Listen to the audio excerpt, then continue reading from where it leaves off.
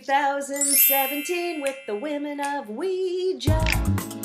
Ouija. Hi, I'm Karen Dahlman. Hey, and I'm Marla Karen, and I think we're gonna, be singers this year, and we've got our theme song going. Women of Ouija. Too bad my husband doesn't like this Ouija stuff because he's a composer and singer. He could compose us a song. Gosh darn Too bad he doesn't like what we do. Bad. All right, but we love it. Yeah, don't tell anybody.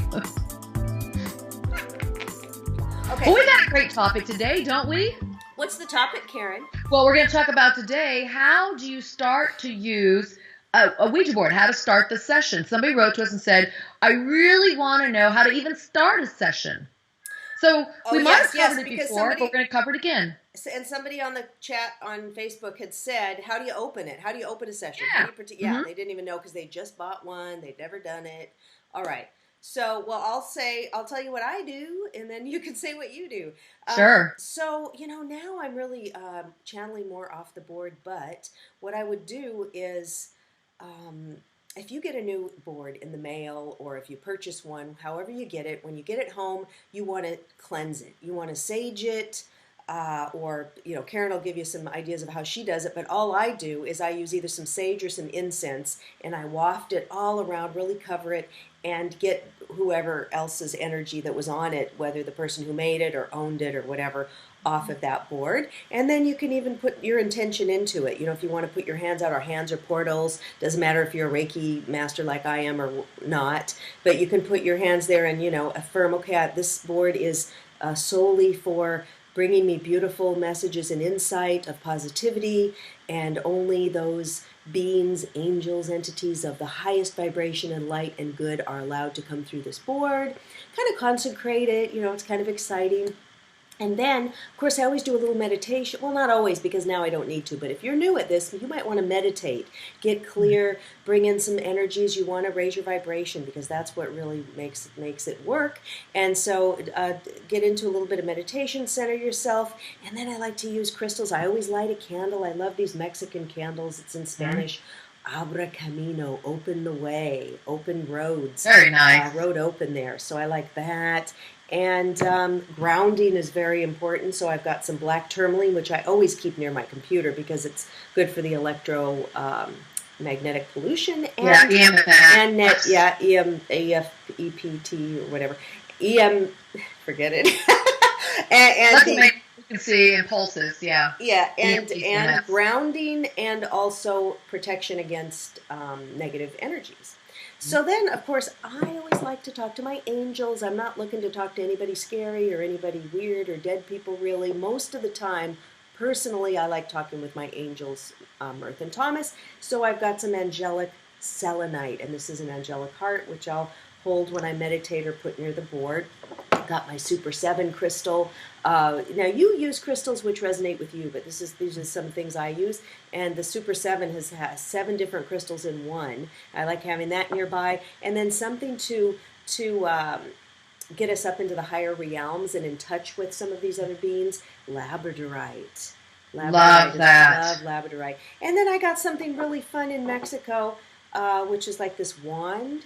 And look at it, it has a little clear crystal at the end. It's got money in here. It has some citrine and a little, it's just like I can just zoom in. You can do whatever little magic you want. You can really focus the energy, is what you're saying. Focus the energy and affirmations, and kind of, you can even write your affirmations over the board in the air. It's really fun. And then I have an angel bell, which you guys have maybe seen, calling in those angels. and then I get to work on the board. And then for me, I don't stay on the board too long anymore. I'll start on there, and then I will get onto my keyboard on my computer and start typing and channeling. And it was so cute this morning because I needed to channel something for somebody, and I went on, and my angel Mirth said, okay, so do you want to channel your messages now? And she did question mark, and I said yes. She goes, okay, go ahead. So then I jumped off the board, and I went on and channeled a message. So, eek. So.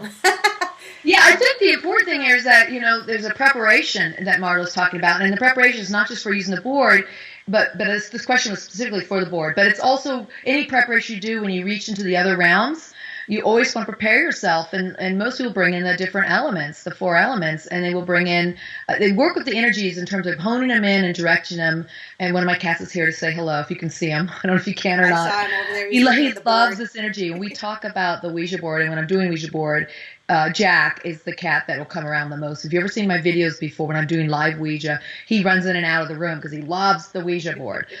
So anyway, yes, I think it's a great idea. I too will do many different things. I think the important thing about when you first start using the Ouija board, how you start a session, is to get your intentions, meaning your vibration where you want it, to what it is you want to communicate or match. Now, Marla showed you different ways of reaching into these higher realms and the octaves by using these different tools. She showed you how to focus it. She told you how to bring in the air with lighting the candle, the grounding of the rocks. You could bring in the water, the water element. You could bring in the earth. So think of that. What resonates for you? What makes you, okay, this is the question right here. What makes you feel good inside yourself when you sit down to like do a meditation or sit down to do something seriously? What is it? Is it saying a prayer? By the way, my cat's talking to you guys. He's saying hello. You'll hear him. He loves Ouija too. There he goes. Yes, Pans are up here talking about your favorite tool, the Ouija board. Jack, we are too. They love this, I'm telling you. So ask yourself that question. What makes you feel really good? Because the idea is to get your energy up to a level to reach these realms. And the realms of the angelic beings, your loved ones, guides, guardians, ethereal beings, even extraterrestrials. It's a matter of taking your vibration and raising it so they can meet yours. And they've got to meet yours somewhere. If you're down here in the dumps and I was going to do this board and see what happens, it's not going to work very well. You're probably going to get some nebulous stuff, a lot of gibberish. So you've got to look at your vibration. Pick the tools if you need tools. Pick the meditations, the incantations, the rituals, the words that help you get in that space. So I like to, before I start a session, I will do a breathing exercise. I talk about it in all these videos we do, and it's in my book, The Spirits of Ouija, where I give a whole list of things to do to even start a session. So I breathe. And that allows me to ground. It brings in the element of breath. It puts me into the ground. And I get real centered. Then I say an opening prayer, and that helps us set our intentions and the vibration. I call upon exactly what it is I want to communicate with, what kind of communications I want to have, and I always give gratitude. I thank the beings before we even start. Oh, yes. Yeah. Isn't that important? It is. Yeah. Because it's about building rapport and showing them you have respect and thanking them in advance. And it's just so much easier and through gratitude and thankfulness and higher energies for other energies to come through and connect. These are important things. Now, as Marla said, pick what works for you. You might use a little bit of what I said. You might use a little bit of what she said. You may have your own way of doing it. But again, the secret here is getting that vibration, that intention, the vibration to what it is you want to communicate with. So let's say you want to communicate with your deceased loved one. Think of that person. Hold the vision in your mind. Smell them. What do they smell like? What do they say to you? Hear them. What do they feel like when you gave them a hug? What object of theirs do you have? And then make that connection that way. If you want to talk and meet your angels for the first time, think of angels and what they mean to you. When you think of an angel, what does that feel like in your body? Where do you feel it? Take those vibrations and move them through your body with your breath. And then state your intentions. I want to meet my angel or guides. And you'll find that you just keep progressing with this energy. And soon you'll get to a point, as Marla said, where that's not so critical. Bringing out all your baubles and beads is what my guides call them, or our talismans. They'll say what's critical is just the vibration we have within. So if these external things help you, use them by all means. I have many crystals too I like to use. And then you just get yourself centered with those tools. Use them to center you and get clear in your intention, and then start your session. Now, I know this may sound a lot like hocus pocus and stuff like that if you're not used to this, but we're telling you from years of doing this, this is what helps you align with the energies and be able to start bringing them in. Do you want to add anything to that, Marla? I think that's about it. That's a good way to start. And, of course, Karen's book, if you're a beginner, get that. We've got the links below. For her books, and go ahead and watch as many of our videos if you like our series, because we've got a lot of information in there. And I will also put the link to one of my blog posts with a video that shows how I connected in the first place with my angel. So that's kind of interesting. And it really is patience, because some people will come on the groups and say, "Oh, it's just not working," Right. or they'll say, "Will, that I just bought, I made my own will at work," or this is looks like this will at work. It's not. It's not the object that works. It's your energy. So it took me about 8 months to be able to use it on my own, because I needed to get my attunements, energetic attunements, Reiki. Then I became Reiki master. I did some other energetic attunements, spiritual work, which finally did get my vibration up higher, being able to communicate, because before I just couldn't. And they kept spelling why, because I'd do it with another person, a friend, and I'd say, "Why can't I do it on my own?" And they would keep spelling energy. They would keep spelling energy. So it was the energy, and I'm like, "Oh, I gotta get my energy up." So that's basically it. And we do have other videos where we talk about diet, clearing out, we want to be clear channel, meditation, exercise, a lot of different ways you can raise your vibration. So you don't want to be using drugs or alcohol or eating a bunch of junk or feeling real lethargic or down or depressed. These things, it's going to be, like Karen said, you might get gibberish or nothing at all. Yeah. See, and I think the key here too is when you start at the beginning, and as Marla was mentioning, people that will say, "I just tried, it doesn't work, what can I do?" It's really a matter, it took her 8 months, it's really a matter of patience, practice, and perseverance. And I talk about the 3 Ps: patience, practice, and perseverance. You've got to have a lot of patience for this process. You need to practice and practice and practice. And you got to be serious about this when you're practicing. Like, I know she was trying it almost every night. In the evenings, she would try with the board, it wouldn't move, but by God, she was going to do it every evening to see if it could make it happen. It's only 5 or 10 minutes, yeah. Boom. Away it went. Boom, yeah, right? Yeah, right. Yeah, one night it just went. And I'd only give it about 10 minutes because my back would start hurting. I'd get, how long can you sit there? So I would just keep trying it. And it did work once. And I remember seeing this video of a guy on YouTube, this British or Scottish guy, and he said, "Hey, it could take like an hour or something." He goes, "No pain, no gain when it comes to talking to the spirits." I'll say, and that's a good point, because I'll do the board with a lot of different people over the years. And when I first start somebody new on the board with me, it will take sometimes several sessions, which are hours on end, like maybe a couple hours at a time or an hour and a half. And I've seen people that have taken months and months to even a year to get it to be pretty good. Right. Where I do it by myself or do it with a certain few partners, it's like that every time. So it's really about building that connection with your partner.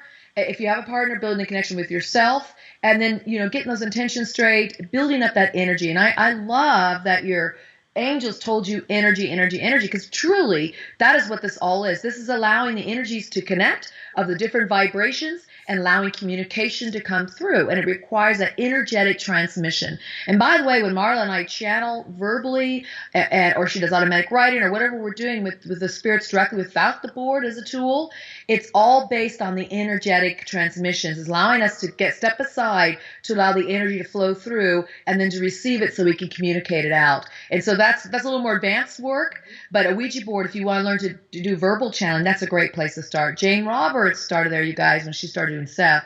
She started with the Ouija board. Yeah, and so did Jerry Hicks, and then so did the guy who... Well, Betty White, the medium from the early 1900s, did too. Yeah. There's actually a lot of people who did. A lot of people, and the guy, his name is escaping me now, that developed the AA. Bill Wilson. Bill Wilson. He started on the Ouija board, and it was told to him the tenets of 12-step program. The 12-step program were given to him on the Ouija board. Did you know that? Well, and James Merrill, a Pulitzer Prize winning poet and writer, wrote several books dictated directly through the Ouija board. I had a poem. Kearns is another one from the early 1900s. You guys, the list goes on and on. But if you want to learn this, it's a great place to start. Mm-hmm. Again, it's about building energy and practicing patience, having patience the whole time, and your perseverance to do so. It takes a lot. So we're giving you a lot of ideas we're throwing at you, and you might want to listen to this video a few times, so write these things down and then see what works for you. And you might find some new things along the way, but I can tell you, everybody I've spoken with over the years who has great success with this tool has said it always took them patience and it took them the energy, working on that energy, that intention energy. Because so I hope that helps you guys. All of the universe is energy and vibration. That's all it is, and that's what we're made of. We're just tapping into it. Yeah, that's that's all we're doing. We are made of energy too, so we just got to get our frequency up a little higher. So good talk, and thank you, Karen. And I can't wait to hear what happens with you guys. How your opening up your sessions now. Let us know if this helped, if you did it, if it moved, if it didn't. And we'll answer any questions in the next videos. That's right. And happy boarding. Happy boarding, guys.